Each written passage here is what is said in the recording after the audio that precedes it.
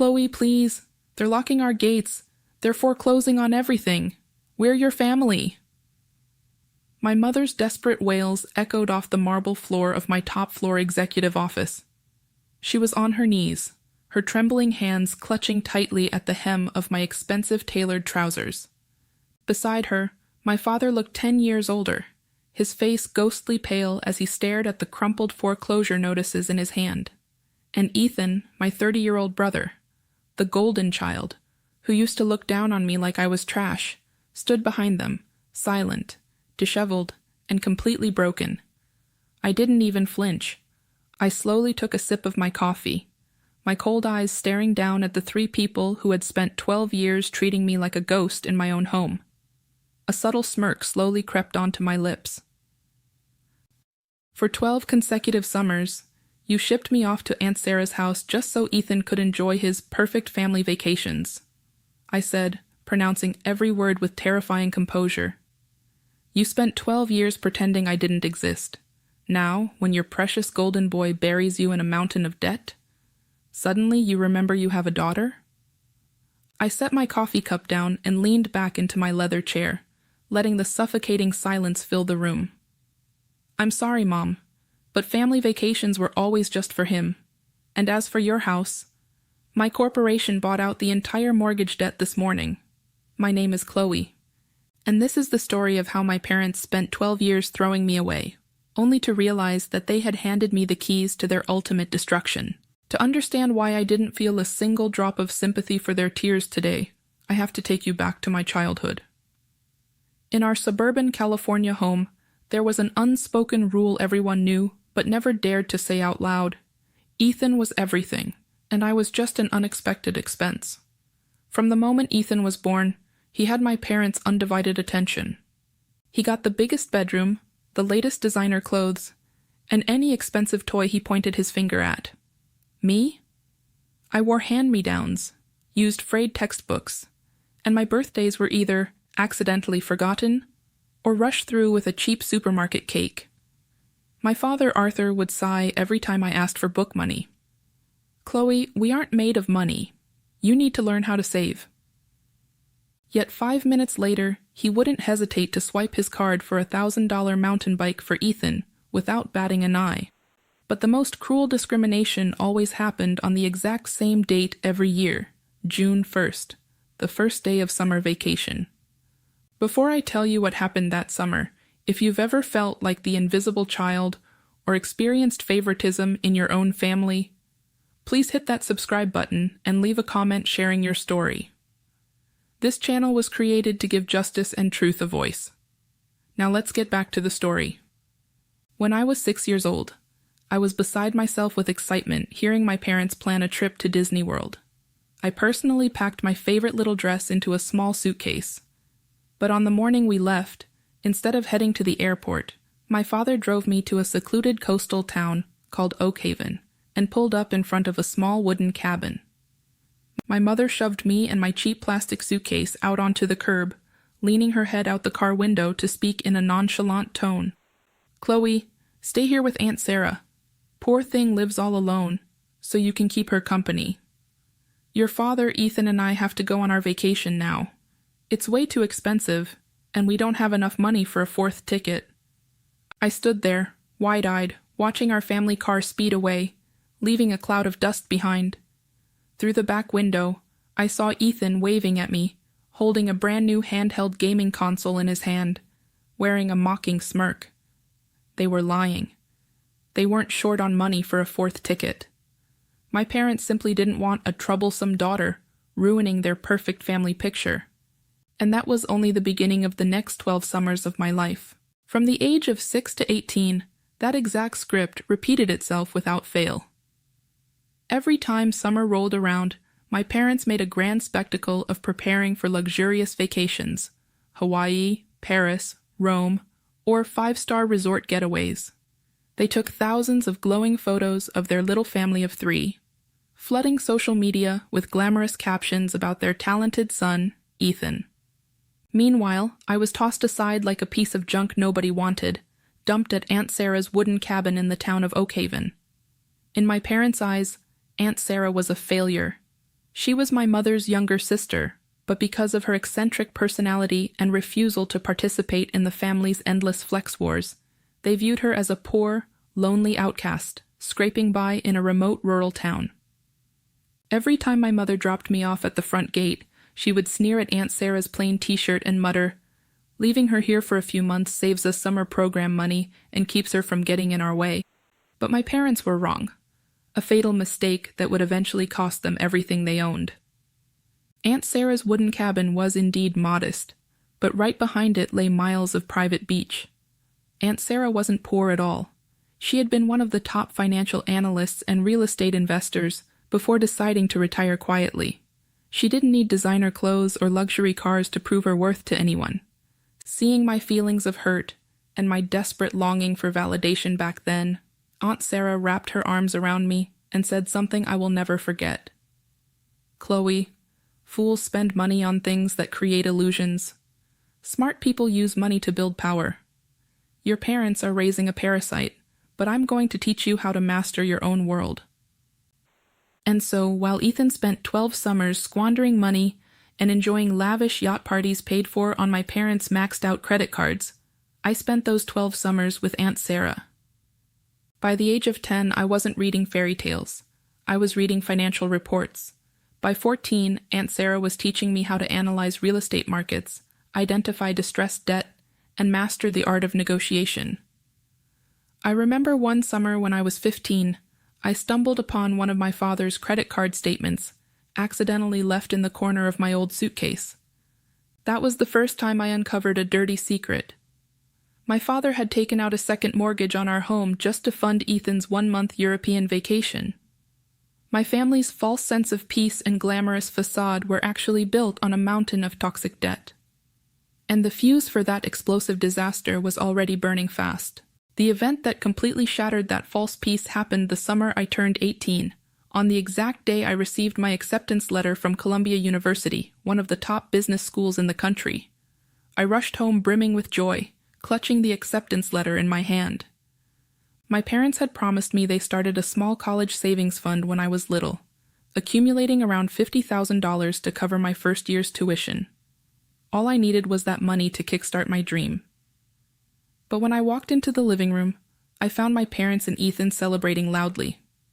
On the table wasn't my good news, but the keys to a brand new BMW sports car parked right in the driveway. I froze. When I tremblingly asked about the money in my college fund, my mother nonchalantly wiped her mouth with a napkin and said something that made my heart sink into my stomach. "Oh, that money? We drained it all last week to make the down payment on Ethan's car. Your brother is graduating soon, and he needs a luxury car to go to interviews and network with wealthy people. As for you, why does a girl need an expensive college degree anyway? You can enroll in a local community college or get a job as a supermarket cashier to pay your own way." Ethan sat on the sofa, twirling the car keys around his finger with a smirk. "She's right, Chloe. I'm the oldest son, and the future of this family rests on my shoulders. You should be a little more considerate of the family." That was the exact moment my patience and blind longing for love shattered into pieces. I looked into my parents' eyes and finally realized I was never their daughter. I was just a burden, a piggy bank to be squeezed empty to fuel their desperate obsession with vanity for Ethan. That night, I wiped away my tears and packed all my clothes and personal documents into a single suitcase. I didn't scream, and I didn't argue. My father stood by the front door, crossing his arms with a mocking laugh as I dragged my suitcase toward the street. "Go ahead, walk out that door. Let's see how many days a penniless brat like you survives out there. You'll be crawling back here on your knees begging us in no time." But he was wrong. That very night, Aunt Sarah was waiting for me at the end of the street. She looked at me, gently wiped away the tear still resting on my cheek, and handed me a certified check along with a contract.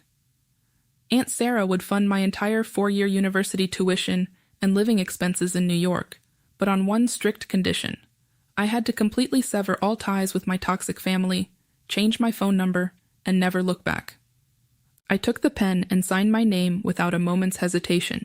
I stepped into Aunt Sarah's car, leaving the glowing lights of that suburban house far behind. My parents thought they had just rid themselves of a burden. Little did they know, that night, they had just thrown away the only person who could have saved their lives in the future. The next 10 years unfolded as a tale of two completely opposite worlds. On one side, a meteoric rise built on sweat and intellect. On the other, the slow-motion collapse of a family living in delusion. In New York, I poured 200% of my energy into my studies and work. Under Aunt Sarah's sharp mentorship, I not only graduated as valedictorian from Columbia University, but I also began participating in real-world investment deals. But just as I received my diploma, tragedy struck. Aunt Sarah passed away after battling a terminal illness. Before she closed her eyes for the last time, she squeezed my hand and handed over her entire will. She left me all of her prime beachfront land in Oak Haven and an anonymous investment fund worth tens of millions of dollars. Turning my grief into power, I founded Oak Haven Real Estate and Investment Group, building the West Coast's most luxurious, 5-star resort chain while expanding into distressed debt acquisition. Meanwhile, back home, my family's wealthy illusion was turning into an absolute disaster. The luxury sports car didn't help Ethan get a job. Instead, it turned him into a reckless playboy, hanging out with a crowd of fake rich friends. He threw money away on crypto scams, illegal gambling, and delusional investment schemes. Every time he lost everything, Ethan came home sobbing and threatening suicide, and my parents, driven by blind adoration, took out loan after loan to bail out their precious boy. By the time I turned 25, Ethan was buried under a horrific $500,000 gambling debt. To save their son from prison, my parents did something insane. My father mortgaged the house for a second time and drained both of their entire retirement funds to pay off the loan sharks.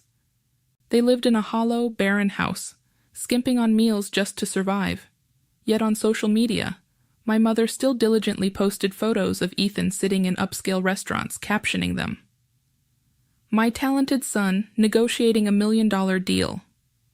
Little did they know, the $1 million deal Ethan was involved in was actually a massive real estate Ponzi scheme. By the time I turned 28, the trap snapped shut completely. Ethan didn't just lose all the borrowed money. He dragged my parents into a staggering new debt of $1.2 million. Their home loan went into default. Having been past due for years, the bank decided to offload the bad mortgage package to a private financial firm for urgent capital recovery. And that private firm, through a chain of subsidiary investment funds, happened to be my company. When I received the debt file bearing the names Arthur and Linda, I sat in my office, flipping through pages that laid out every single loan they had taken out to buy cars, pay Ethan's gambling debts, and fund those extravagant vacations years ago. My parents' entire life savings had been completely obliterated by the son they worshipped. The foreclosure order was issued. They were given just 30 days to clear out of the house and face total homelessness. In utter despair, my father got on his knees and begged the debt collection firm's lead attorney for a chance. They pleaded to meet directly with the CEO of Oak Haven Group, the sole person who held the final power to grant an extension or throw them out on the street. The attorney looked at them with pity and agreed to set up a meeting for the following Monday morning at the executive suite on the top floor of the Oak Haven Tower in downtown Los Angeles. That weekend, my mother even bragged to the neighbors, "Our family is going to meet a powerful billionaire. He will definitely see Ethan's genius and invest in his project to save us." Dressed in the best formal clothes they had left, they walked into the sleek skyscraper, preparing to face the billionaire of their dreams, completely unaware that the greatest nightmare of their lives was waiting right behind those heavy oak doors. That Monday morning, the heavy oak doors of the executive suite swung open.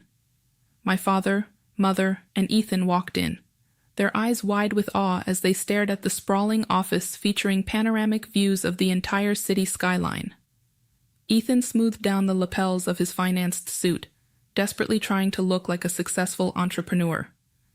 He spoke with arrogant confidence to the figure sitting in the high-backed leather chair turned away from the door. "Mr. Billionaire, my name is Ethan. I am here representing my family to discuss a debt restructuring deal. I believe that with my capabilities and high potential projects, your corporation stands to make tenfold profits. The leather chair slowly spun around. My father dropped his briefcase onto the floor with a thud. My mother brought her hands to her mouth, nearly collapsing on the spot. And Ethan froze, the confident smirk on his face morphing into absolute terror. Chloe? My mother stammered, her voice shaking uncontrollably. How are you here? Are you working as a secretary for the CEO? Quick, tell your boss that your family has arrived. My chief legal counsel stepped forward beside me, his voice icy and commanding. Watch your tongue. This is Ms. Chloe, the sole founder and chief executive officer of Oak Haven Group. She is the person holding your family's entire $1.2 million debt. Deathly silence consumed the room. Color drained completely from Ethan's face. My father stepped toward my desk with trembling legs, leaning heavily on the mahogany edge. Chloe, sweetheart, is it really you? We always knew you were brilliant. We are family. Please save your brother. Save our family home. Ethan frantically shifted his attitude, forcing a desperate smile. Chloe, I'm so sorry about everything in the past. Just help your big brother this once. I promise. I slowly set my coffee cup down. My gaze rested on them, cold as ice. Family? I spoke, every word cutting like a razor blade. For 12 long years, you shipped me off to Aunt Sarah's house just so Ethan could enjoy his perfect family vacations. You robbed me of my $50,000 college fund just to buy him a luxury car. The night I turned 18, you stood at the door cursing me, saying I'd come crawling back on my knees begging for money. Do you remember that, Dad? My mother burst into hysterical tears, dropping to her knees on the marble floor and grabbing tightly at my legs. Chloe, please. We were wrong. Please. We need you. If you don't help us, they'll throw us out onto the street. I looked down at her, then turned to Ethan, who stood there trembling in terror. I smiled, a bitter smile, yet filled with complete liberation. Do you know what the funniest part is, Mom? I said, my voice echoing clearly throughout the room. You thought that by dumping me at Aunt Sarah's house, you were punishing me and saving money. But you had no idea that Aunt Sarah was a legendary investor. She taught me how to build this empire. You spent 12 years spoiling Ethan, turning him into a parasitic failure, while accidentally sending me away to learn how to master my own destiny. I picked up my fountain pen and opened the foreclosure order lying on my desk. You wanted family vacations, right? Too bad those vacations were always meant just for Ethan. And now it's time for your perfect little family to pay the bill. Right in front of their eyes, I pressed the pen to the paper and signed the foreclosure execution order without a single tremble in my hand. Security. I spoke calmly into the intercom. Escort these people out of my building, and begin full asset seizure proceedings tomorrow morning. Desperate screams, wails, and curses erupted from my parents and Ethan as security dragged them out of my office, leaving me standing alone before the floor-to-ceiling glass overlooking the entire city. 3 weeks later, the foreclosure order was officially executed. My parents and Ethan were forced to pack up their belongings and leave the home they were once so proud of. With no remaining assets or borrowing options left, they had no choice but to move into a cramped, damp basement apartment in an impoverished suburb. 3 years have passed since that day. Ethan's sports car was repossessed to pay off a fraction of his debts. From a pampered golden boy who had never worked a day in his life, Ethan was forced to take a night shift job at a warehouse and deliver food during the day just to survive. Without blind indulgence or money to fuel their lifestyle, the relationship between the three of them completely disintegrated. Every single day, vicious arguments echoed through that tiny basement apartment. Ethan bitterly screamed at my parents, blaming them for raising him to be a useless parasite, while my parents lived in belated regret, realizing that their blind worship years ago had destroyed their son's life and dragged them into poverty in their old age. As for our old family home, I bought it back at auction, but I didn't live there, nor did I sell it. I renovated the entire house into the Sarah Legacy Foundation, a scholarship center, and a summer haven for children who have been abandoned or faced favoritism in their families. The home that once held coldness and rejection was now filled with laughter and hope for underprivileged kids. Every June, I still return to the coastal town of Oakhaven. I sit on the wooden bench in front of Aunt Sarah's old cabin, watching the ocean waves, honoring the woman who changed my life. My parents used to think that throwing me away at Aunt Sarah's house for 12 summers was a punishment. Little did they know, their cruelty led me straight to the person who taught me the true value of life. They chose short-lived, extravagant vacations for Ethan, but accidentally handed me an empire and a brilliant future. If you are listening to this story and have ever felt abandoned, overlooked, or treated unfairly in your own family, remember this: your current circumstances do not define your future. The cruelty of others might leave a scar, but it can also be the fire that forges you into your strongest self. Blood only makes you related, but genuine respect and love are what truly make a family. Thank you for listening to my story.